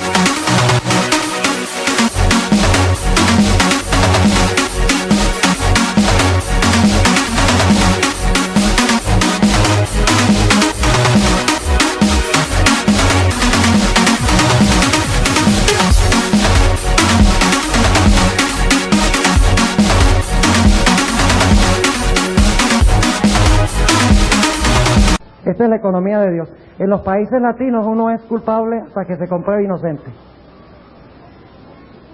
Pero ante Dios, un individuo es inocente hasta que se compruebe que es ¿qué? Culpable. Y cuando Cristo Jesús abre los libros y se lo muestra a los impíos, ¿qué van a decir los impíos? Justos y verdaderos son tus caminos, oh Jehová. Y se van a arrodillar y van a confesar con su lengua que Jesucristo es el Señor. Lean Filipenses 2, 9 al 11, Romanos 14, 23, Isaías 45, 23. Ante mí toda rodilla se doblará y toda lengua confesará, incluyendo la de Satanás y sus ángeles, y los impíos confesarán que su sentencia es justa, que fueron excluidos verdaderamente por Dios, que tuvieron la oportunidad de salvarse, que Dios los amó tanto a ellos como a los demás, y van a confesar que Dios ha sido correcto en su forma de administrar el problema del pecado. Ahora, ¿cuántos están de acuerdo en la gran controversia entre el bien y el mal? ¿Cuántos están de acuerdo? ¿Los ángeles están convencidos de que Dios es justo y amoroso? ¿Los penitentes están de acuerdo de que Dios es justo y amoroso? ¿Los impenitentes están convencidos de que Dios es justo y correcto? ¿Satanás y sus ángeles están convencidos de que Dios es justo y correcto? Claro que sí, porque ellos van a confesarlo. Ahora yo pregunto, ¿quién expía los pecados de los impíos? ¿Qué es lo que expía el pecado? ¿La qué? La sangre. ¿La sangre de Cristo expió los pecados de estos hombres, de estas personas? Entonces, ¿la sangre de quién expía sus pecados? La de ellos mismos. Ahora, notemos lo que dice Ezequiel 39. Tenga un poquito de paciencia. Este es un tema difícil de esbozar en un corto tiempo. Ya vamos a terminar. En el libro de Ezequiel, noten lo que dice. Se sacrificaban animales, ¿verdad? Y cuando la sangre de los animales se derramaba, ¿eso expiaba qué? El pecado. ¿Y luego qué se hacía con el sacrificio? Se quemaba. ¿Correcto o incorrecto? Correcto. Ahora noten lo que dice Ezequiel el capítulo 39. Ezequiel 39, hablando de Gog y Magog. En Apocalipsis 20, ¿qué aparece? ¿Cómo se le llama a los impíos en Apocalipsis 20? Se les llama Gog y Magog, todos los impíos alrededor de la ciudad. ¿Y ahora qué va a hacer Dios con los impíos? Noten lo que dice en Ezequiel el capítulo 39, y vamos a leer el versículo 17. Y tú, hijo del hombre, así ha dicho el Señor Jehová: di a las aves, a todo volátil y a toda bestia del campo, juntaos y venid, reunidos de todas partes, ¿a mi qué? A mi víctima, que yo os como sacrifico. Un sacrificio grande sobre los montes de Israel, y comeréis carne y beberéis sangre. Y el versículo 19, y comeréis gordura hasta hartaros, y beberéis hasta embriagaros sangre de mi sacrificio que yo os sacrifiqué. ¿Va a haber un sacrificio después del milenio? ¿Va a haber un sacrificio, sí o no? ¿Va a ser un sacrificio expiatorio, sí o no? Claro que sí, será un sacrificio expiatorio. ¿Expiará los pecados de quién? De los impíos. Con mi muerte, derramando mi sangre, yo expío mis pecados si llegara a estar entre los impíos. ¿Entiende lo que estoy diciendo? Como no acepté la sangre de Cristo en mi lugar, entonces mi propia sangre tendría que ser derramada en sacrificio. Yo tendría que morir por mis pecados. ¿Entiende lo que estamos diciendo? Por eso Dios dice que tiene con Gog y Magog un sacrificio. Y que tiene víctimas. Y los animales que se mencionan ahí, que no leí, son los animales que se usaban en el servicio del santuario. Versículo 18 habla de sacrificio de carneros, de corderos, de machos de cabríos, de bueyes y de toros. Los animales que se usaban para sacrificar en el santuario. O sea que los impíos serán sacrificados por Dios. Y su sacrificio expiará sus pecados. Sus pecados no son colocados sobre Azazel, porque ellos decidieron, en vez de darle sus pecados a Jesús para que Él los pusiera sobre Azazel, ellos decidieron quedarse en su propia vida con sus ¿qué? Con sus pecados. Y luego, ¿qué sucederá con los impíos? ¿Qué pasaba con los sacrificios después que eran sacrificados? ¿Eran cómo? Quemados. ¿Y qué pasa con los impíos después del sacrificio? Desciende fuego del cielo y los ¿qué? Y los consume.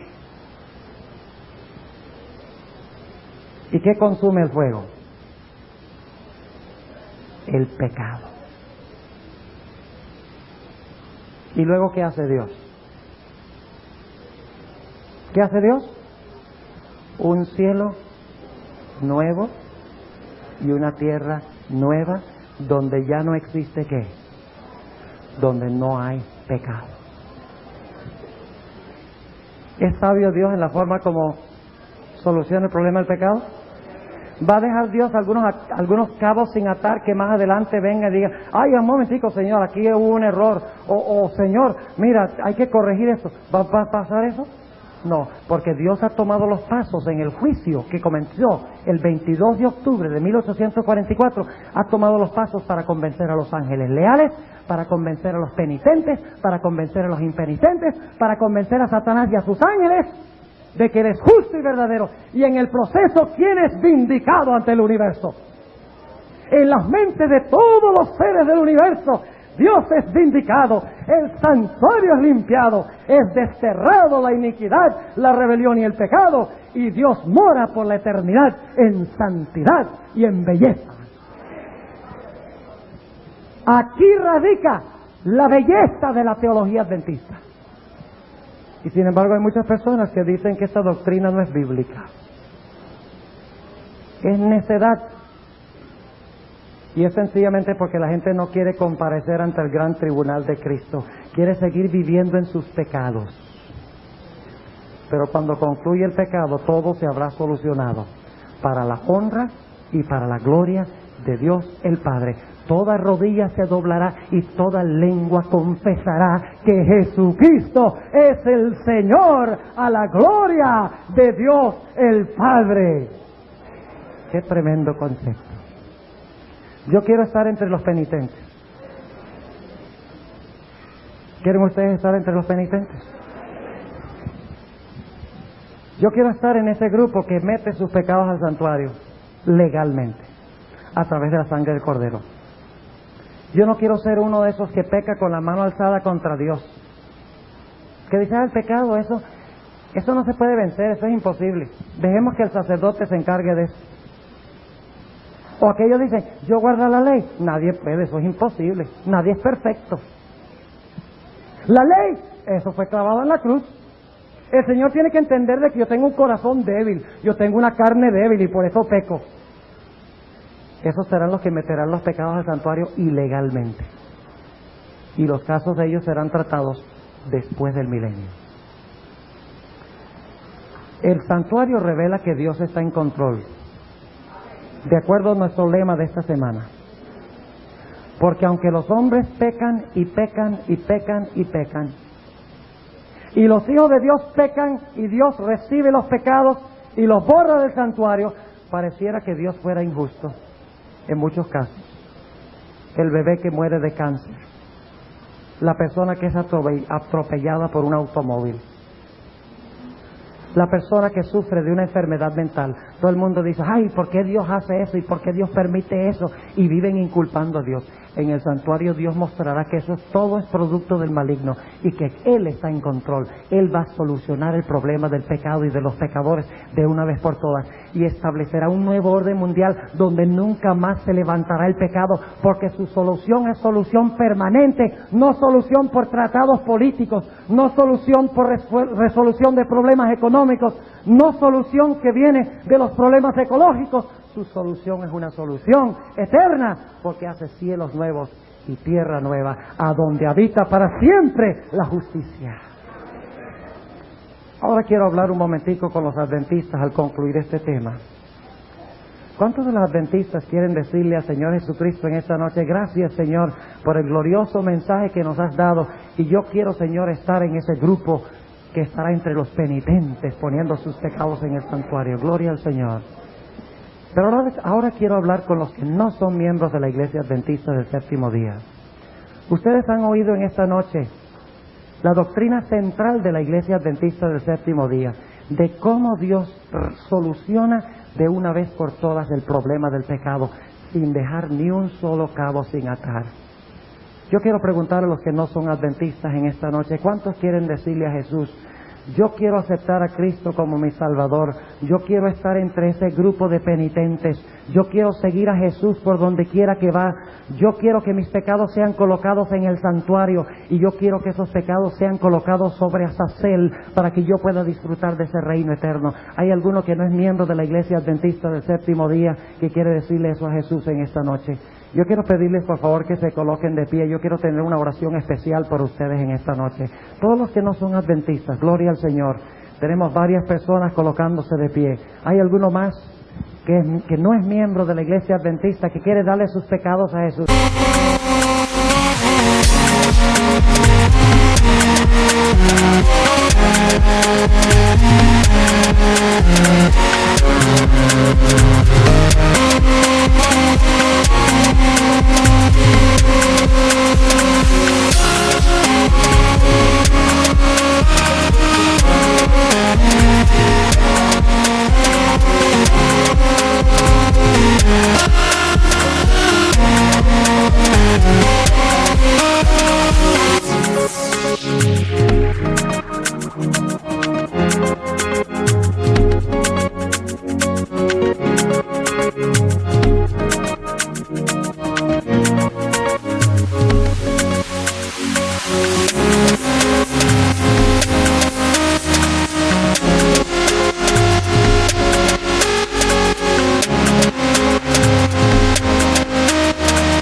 Quiere que Jesús meta esos pecados a través de la sangre del Cordero. Por favor, quiero pedirles ahora que vengan aquí al frente. No tengan pena, porque ante Jesús no hay razón para tener pena. Yo quiero tenerlos aquí enfrente porque quiero orar con ustedes, viendo sus ojos. Vengan los que no son miembros de la Iglesia Adventista, si quieren colocar sus pecados sobre Cristo Jesús, vengan y reciban a Cristo como su Salvador personal en esta noche. Vamos a esperar un par de minutos. Hay algunos en el balcón que vienen en camino. Yo sé que posiblemente hay algunos más en esta noche que están en nuestro medio, que quieren meter sus pecados legalmente al santuario y quieren pasar una eternidad con Jesús. ¿Hay alguno más en esta noche? Antes de tener la oración, no dejen que pase esta oportunidad. Es una oportunidad de oro. No sabemos qué va a pasar esta noche cuando salgamos de este local. No sabemos qué va a pasar mientras dormimos. Hoy es el día de la salvación. Hoy es el día de entregarnos a Jesús. ¿Alguno más? Voy a orar dentro de un momento. ¿Alguno más? Yo quiero orar por usted, para que Dios le fortalezca, para que pueda estar en el lado de Jesús cuando concluye la gran controversia entre el bien y el mal. ¿Alguno más? No voy a alargar el llamado mucho tiempo. Dios está tocando los corazones en este momento y Satanás está luchando para prevalecer. No permitan que Satanás gane en su lucha. Respondan al Señor Jesucristo. ¿Hay alguno más en esta noche? Dentro de unos momentos voy a tener la oración. Y posiblemente esta sea la última vez que oigan la voz del llamado de Jesús. ¿Alguno más en esta noche? Gloria al Señor. Allá arriba hay unos más. Vamos a pedirles que vengan aquí, por favor, aquí abajo, porque yo quiero tener una oración por ustedes. 2 preciosas almas más. Yo sabía que había algunos más. Mientras ellos bajan, voy a esperar hasta que ellos lleguen acá. Y quiero que respondan. Es un momento solemne. No dejen que nada en el mundo impida que respondan a Jesús en estos momentos. Es la decisión más importante de la vida. Me da miedo siempre terminar un llamado, ¿saben?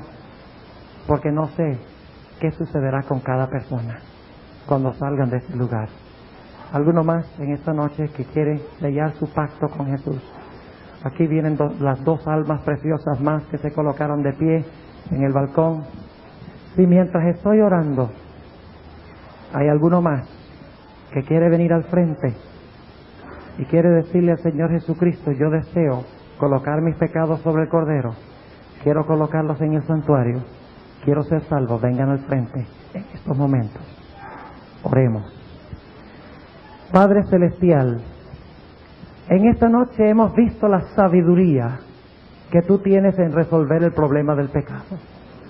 Entendemos que el pecado es algo grotesco, algo terrible, que afecta y toca cada rincón del universo.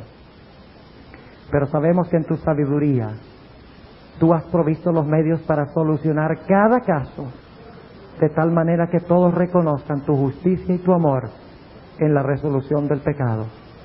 Gracias te damos por ser un Dios tan grande que se interesa en lo que nosotros pensamos. Gracias te damos porque nos dejas opinar a nosotros. Te doy gracias por estas preciosas almas que han venido al frente. Te ruego, querido Dios, de que tú estés con cada una de estas almas, que tú las bendigas, que tú las fortalezcas, que puedan venir a tus pies y permanecer allí a tus pies para siempre. Te ruego que no permitas que Satanás las desanime en algún momento, que puedan seguir tus caminos y colocar sus pecados sobre el Cordero y vencer a través de Cristo Jesús.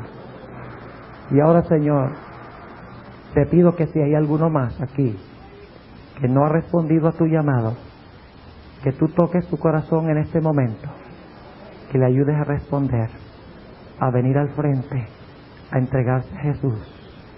¿Hay alguno más en esta noche, en este momento solemne, en este momento reverente, que quiere decirle a Jesús: yo deseo sellar mi suerte contigo, mi pacto contigo? Yo quiero que tú metas mis pecados en el santuario, que tú los cubras por medio de tu sangre. ¿Hay alguno más que quiere venir al frente en este momento? Querido Padre, hay algunos aquí que no han respondido a tu llamado.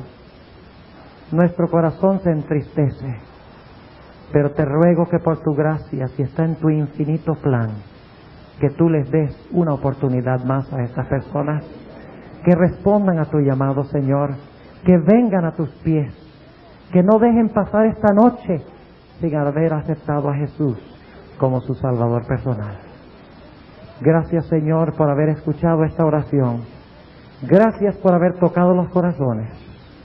Fortalécenos y manténnos firmes y fieles a ti hasta cuando tú vengas en las nubes. Te lo pedimos en el nombre y por los méritos de Cristo, nuestro Salvador. Amén.